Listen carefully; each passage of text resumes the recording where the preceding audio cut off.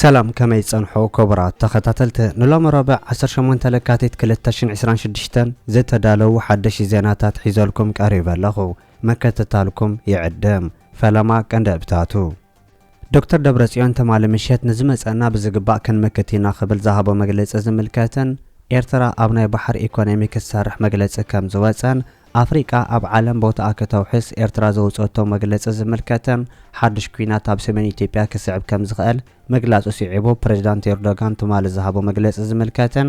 ኢራን ንኣሜሪካ ተጠንቀቕ ከም ዘላን ኣብ ጉዳይ ኢራን ዘለው ካልኦት ሓድሽቲ ምዕባለታትን ዝብሉን ካልእን ዝሕብር ዝርዝር ዜናታት ሒዝናልኩም ቀሪብና ኣለና ነቻነልና ሳብስክራይብ ብምግባር ክሳብ መወዳእታ ክትከታተሉና ብኽብሪ ንዕድመኩም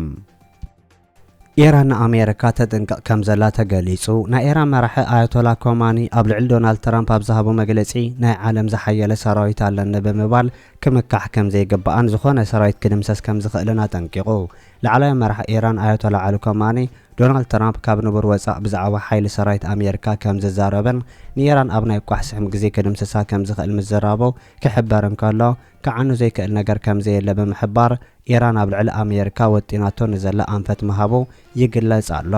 ኢራን ነቲ በኣሜሪካ ዝተዳለወላ ናይ ሰላም ስምምዕ እንተዘይከቲማ ክትህራም ምዃናን መንግስቲ ናይቲ ሃገር ኣብ መዓልታት ክወድቕ ምዃኑ ናይ ምዕራብ ወገናት ብቐጻሊ ክሕብሩ ጸንሑ ኮይኖም እተን ንኢራን ተጸጊዐን ዘለዋ መራኽብ ኣሜሪካ ዛጊድ ዝኾነ ስጉምቲ ከም ዘይወሰዳ እውን ይግለጽ እዚ ከምዚ ኢሉ እንከሎ ኣብ ኢራን ሓድሽ ተቃውሞ ምንታጉ ካብታ ሃገር ዝወፁ ሓበሬታታት ዝገልጹ ዘለዉ ኮይኖም ኣብ ምዕራብ ኢራን ተቃውሞ ዳግማይ ከም ዝተጀመረ እውን ናይ ምዕራብ ሚድያታት የጋውሓ ኣለዋ ኣብታ ሃገር ነቲ ህይወት ኣሽሓ ዝወሰደ ተቃውሞ ሲዒቡ ሓድሽ ተቃውሞ ምስዓቡ ኣብታ ሃገር ዘሎ ዘይተረጋግአ ማሕበራዊ ቁጠባዊ ሃዋህው ዘመልክት ምዃኑ ዝነግሩ ናይ ምዕራብ ሚድያታት ነቲ ተቃውሞታት ዘንጸባርቑ ሒደት ቪድዮታት ከርእዩ ከም ዝኽኣሉ እውን ተገሊጹ ኣሎ ኢራን ኣብ ዝሓለፈ ሰሙናት ኣብ ልዕሊ ተቃውሞታት ብዝወሰደቶ ስጉምቲ ልዕሊ 6,000 ሰባት ከም ዝተቐተሉ ጉጅለታት ተጣበቕቲ ሰብኣዊ መሰላት ዝሕብሩ ኮይኖም ስድራ ቤታት ገና ሓዘኖም ከይወድኡ ኣብ ውሽጢ 40 መዓልታት ካልእ ተቃውሞ ይስዕብ ከም ዘሎ እውን ይንገር بخال زينا دما إيران مس أمريكا أب نيكولارا برنامج بزملكات مسارتها متكلات بسمع كم استبصح تجلس كم زلا تجلس أو إيران نيكولارا مدبا بزملكات مس أمريكا أم مسارتها متكلات بسمع كم زبصح تفليت الله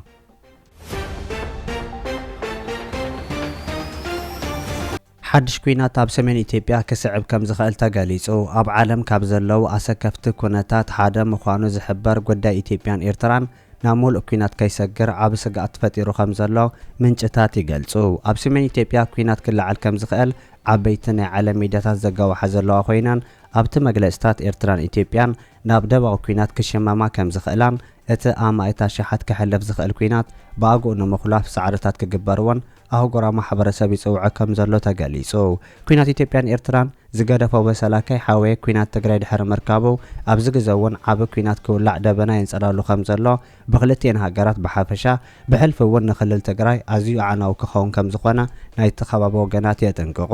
ኣብ ዞባ ቀይሕ ባሕርን ቀርኒ ኣፍሪቃን ዓብ ቦታን ጽልዋን ዘለወን ቱርክን ስዑድ ዓረብን ነቲ ዘይተርፍ ዝመስል ኩናት ንምትራፍ ሰዓርታት የካየዳ ከም ዘለዋ ዝሕብሩ ምንጭታት ኣብ መንጎ መራሕቲ ክልቲአን ሃገራት ስትራቴጂካዊ ፍልልይ በምህላው ናይ ሰላም ተስፋታት ትሑት ምዃኑ እውን ወሲኾም ይገልጹ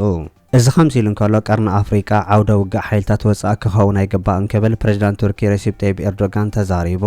ኣብ ኣዲስ ኣበባ ወግዓዊ ምብጻሕ ዘካየድ ዘሎ ፕሬዝዳንት ቱርኪ ረሲፕ ጠይብ ኤርዶጋን ምስ ቀዳማይ ሚኒስትር ኢትዮጵያ ኣብይ ኣሕመድ ኣብ ዝገበሮ ዘተ ቱርኪ ኣብ ቀርኒ ኣፍሪቃ ሓድሽ ግጭታት ክትርኢ ከም ዘይትደሊ ገሊጹ እቲ ቀዳማይ ሚኒስትር ኢትዮጵያ ታሪካዊ ወግዓዊ ምብጻሕ ክብል ዝገለጾ ዑደት ፕሬዝዳንት ረሲፕ ጠይብ ኤርዶጋን ቱርኪ ኣብ ዞባ ቀርኒ ኣፍሪቃ ዘለዋ ተገዳስነትን ረብሓታትን ዘመልክት እዩ ቀዳማይ ሚኒስትር ኢትዮጵያ ኣብይ ኣሕመድ ኣብቲ ትማሊ ዝሃቦ መግለጺ ድማ ኣብዚ እዋን ቀንዲ መዋጽእቲ ኢትዮጵያን ኤርትራን ኮይኑ ዘሎ ኣዲስ ኣበባ ዘልዕለቶ ሕቶ ኣፍ ደገ ባሕሪ ኣመልኪቱ 130 ሚልዮን ህዝቢ ዘለዋ ኢትዮጵያ ብውዲት ጸላእቲ ኣፍ ደገ ባሕሪ ተኸልኪላ ንነዊሕ ግዜ እስርቲ ጂኦግራፊ ኮይና ክጸንሕ ምግባሩ ቁኑዕ ኣይኮነን ክብል ከም ተዛረበ ትማሊ ዝተገለጸ ኮይኑ ነሲዒቡ ፕሬዝዳንት ኤርዶጋን ኣብ ቀይሕ ባሕርን ኣብ ዞባ ቀርኒ ኣፍሪቃን ሓድሽ ውግእ ክርኢ ከም ዘይደሊ እውን ገሊጹ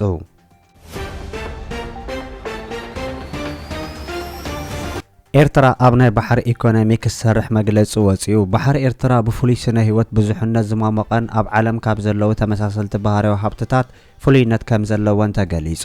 ባሕሪ ኤርትራ ዝተፈለለ ዓይነት ዓሳታት ዝነብሩሉ ባሕሪ ምዃኑን እቲ ልስሉስ ታሕተዋይ ክፋል ብቐንዱ ብኢንዱስትሪያዊ መዳይ ዝጥመት ምዃኑን ከም ሌዘርድ ፊሽ፣ ትሬድ ፊሽ ፕሪም፣ ካትፊሽን ልዑል ዋጋ ዘለዎም ሽሪምፕ ዝኣመሰሉ ዓይነታት ዓሳ ከም ዘለዎን ንዕዳጋ ወሳኒ ምዃኑ ተገሊጹ እቲ ተሪር ታሕተዋይ ክፋል ሪፍን ዝበሃል ከባቢታት እውን ንጡፍ ስነ ህይወት ምግብን ስልማት ዓሳታትን ዘለዎ ኮይኑ ከም ስናፐርን ግሩፐርን ዝኣመሰሉ ብባህላዊ ሜላታት ብኢደ ጥበባውያን ተመስሪሖም ናብ ክቡር ህያብ ክልወጡ ዝኽእሉ ምዃኖምን ብተወሳኺ ብሻዕብያ ዝወፀ ጽሑፍ ገሊጹ ኤርትራ ብሓፈሻ ኣብቲ ብሉእ ኢኮኖሚ ተባሂሉ ዝግለጽ ናይ ባሕሪ ኢኮኖሚ ክሰርሕ ኣበባብ ከም ዘለዋ ሚኒስተር ዜና ኤርትራ ኣቶ የማነ ገብረ መስቀል ነቲ ኣብ ሻዕባይ ዝወፀ ጽሑፍ ምርኩስ ብምግባር ኣስፊሩሎ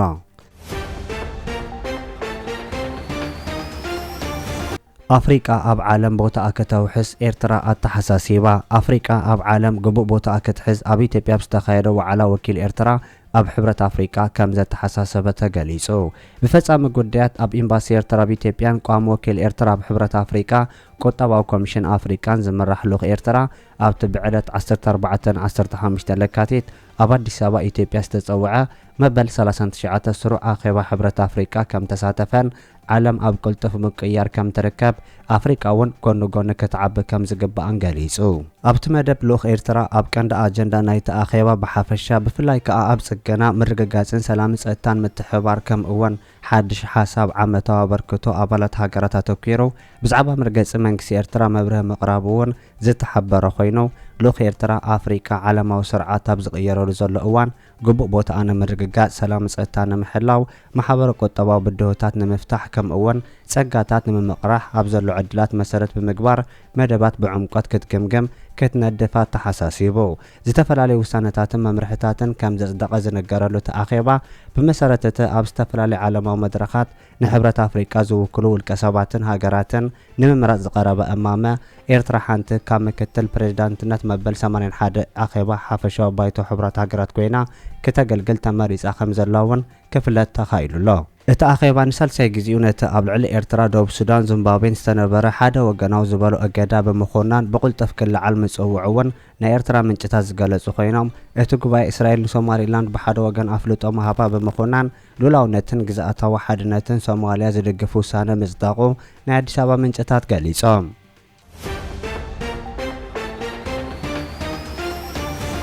11 ለካቲት ክነኽብርን ከለና ታሪኽና ብምዝካር ጥራይ ዘይኮነ ጸገማት ብሰላማዊ መንገዲ ንምፍታሕ ግቡእና ብምፍጻም ትሒሱ ንዝመጸ ድማ ክንምክት ቃል ብምእታዊ ክብል ዶክተር ደብረጽዮን ተዛሪቡ መበል 51 ዓመት በዓል 11 ለካቲት ምኽንያት ብምግባር ትማለ ንኽብርን ዝኽርን ሰማዕታት ትግራይ ሕቑፊ ዕምባባ ዝተነበረ ኮይኑ ኣብ ሓወልቲ ሰማዕታት ትግራይ ዝተኻየደ መርሃ ግብሪ ኣቦ ወንበር ሕወሓት ዶክተር ደብረጽዮን ገብረ ሚካኤል 11 ለካቲት ዝክር ፈላሞት መንእሰይ ናይ ሚልዮናት ህዝቢ ባህግን ድሌትን ተሰኪሞም ባዕሎም ተቃሊሶም ንኻልኦት ኣቃሊሶም ዕላማ ህዝቢ ንምዕዋት በረኻ ዝወጹላ መዓልቲ ንምዝካር ከም ዝኾነ ገሊጹ ዝተኸበርኩም ኣመራርሓን ኣባላትን ውድብ ዝተኸበርኩም ኣባላት ተናሕናሕቲ ውድባት ዝተኸበርኩም ዓበይቲ ዓድን ሽማግለታትን ዝተኸበርካ ነባራይ ከተማ መቐለን ከባቢኡን ዝተኸበርክንን ዝተኸበርኩምን أقدمن مبل 51 عامت مجمار استودب برتاق ألسب تجراين لدت حوحاتن إنكو عبس حكم النوالكو تسمعين خبري جلس لكم يفتو يكاثيت 11 أنت نذكر لعل كله تنفلاموت مناسي ناي مليونات هزوتات بهاجن دليتن تشكيمهم نوعلم تقاليسهم نخالوت أقاليسهم تسويهم علامة هزبي نمعوات زوصلا معلتي نمزكاري